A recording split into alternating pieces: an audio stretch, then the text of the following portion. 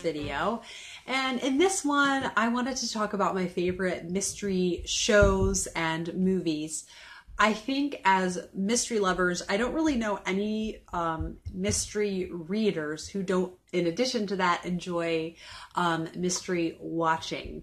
So I thought it would just be a fun thing to share with all of you, maybe some series you don't know about, and you could recommend your favorite series, and it will just be a great mysterious time. So the first in the list will come as an unusual suggestion, but it is a very fun episode, and this is from the My Little Pony series.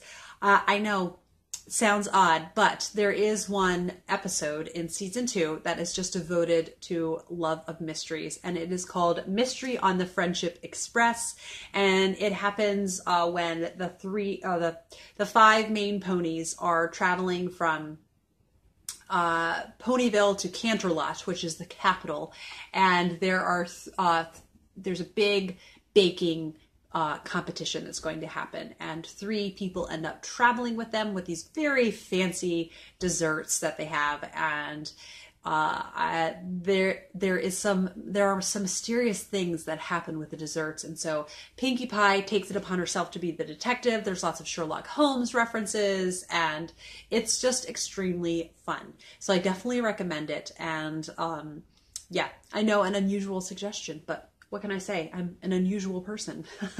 Next on the list is very classic and iconic, and that is the Poirot series starring David Suchet.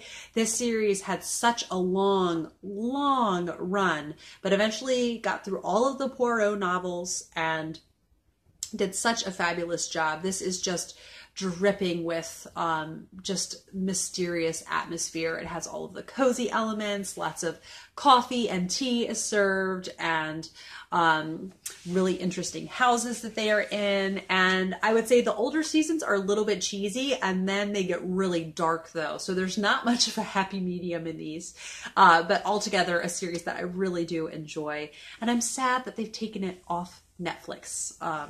Very sad, but glad that I got through it all while it was still on there.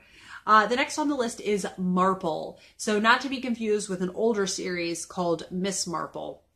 But this particular series is the one that I've watched. I haven't watched the older Miss Marple series. It's not that I dislike it, I just haven't watched it. But this newer one is the one that I have experience with. I almost think I might enjoy this slightly more than Poirot, maybe because of the character of Miss Marple. But, you know, she's this old woman who's just always knitting, always. And so she looks, you know, people underestimate her intelligence because of this. But she's so sharp. And I think it's just the plots felt more interesting or dynamic. I can't explain it, but I just know that it was really, really fun. The one that I really remember, the episode, is A Murder is Announced, and that is when the characters decide they're going to have, you know, a fake party, or a fake like murder mystery party, and then someone ends up turning up dead.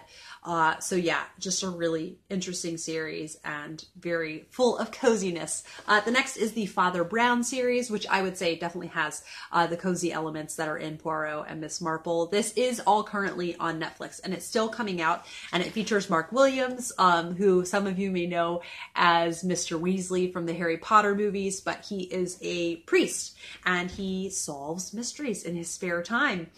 He's always kind of getting in the way of the police, and they're kind of frustrated by him, but he doesn't let this deter him when he thinks that he really will be able to help the course of justice happen. An interesting kind of twist in the series is that there is a little bit of separation between his view of justice and the law. So sometimes he kind of thinks that, you know, what should happen by law might not be what he thinks should happen. So it's a very interesting thing to see his perspective on this. Next is Monk. This is an American series that was ran for, I think, almost 10 seasons. And the main character is Adrian Monk, and he is the detective, and he is obsessive compulsive. So while this makes him a really annoying person to have to live around because he's so particular about every blessed thing, it makes him an amazing detective because he notices any thing, any detail that's in the slightest way off. And it's just a really interesting thing to see him throughout the course of this, you know, noticing things. He also is trying to solve the mystery of his wife's death and just, you know, what happened to her. So it's really got some sad tones to it because he doesn't know what happened to his wife, and it just kills him and eats him up inside that he doesn't know what happened to her. So he spends the course of that and eventually does find that out.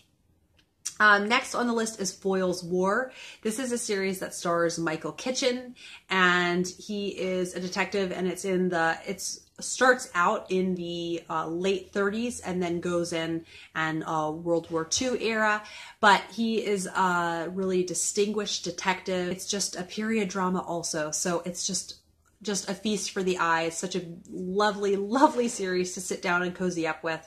And he's a really good, noble man. He's just a good man. So it makes for really compelling plots. And then lastly on the list, one that has such a special place in my heart is Rosemary and Thyme.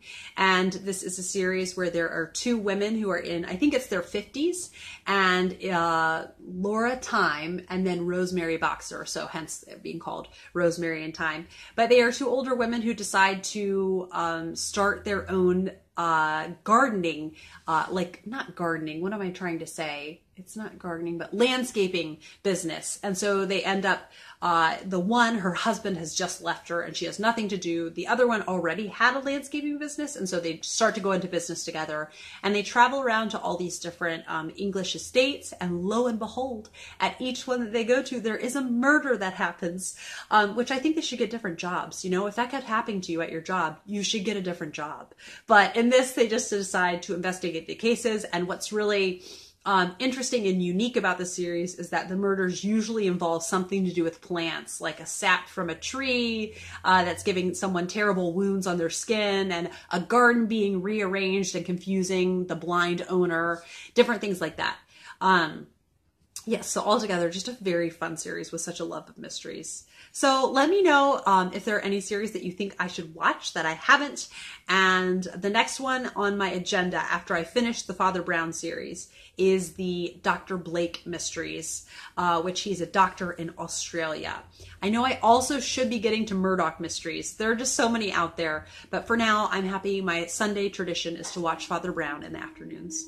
So anyhow, I hope you guys are enjoying Vlogmas and your Cloak and Dagger Christmas reading, and I will see you for another video soon. Bye.